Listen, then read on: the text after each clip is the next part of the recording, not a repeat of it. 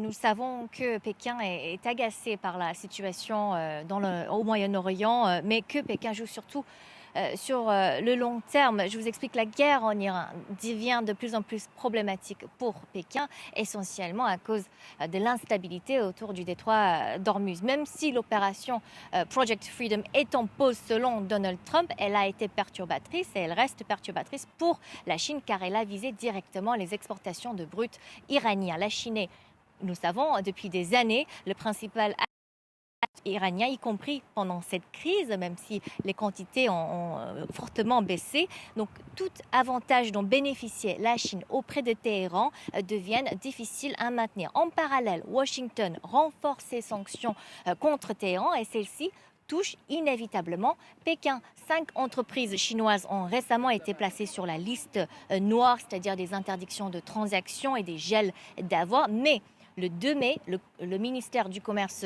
chinois a franchi un cap inédit. Il a annoncé que la Chine ne reconnaîtrait ni n'appliquerait ces sanctions imposées par les États-Unis. C'est un tournant qui illustre un changement plus large en encourageant ces entreprises chinoises à contourner, à ignorer les sanctions. La Chine pose un précédent qui pourrait redéfinir à terme les règles du commerce et des systèmes financiers internationaux.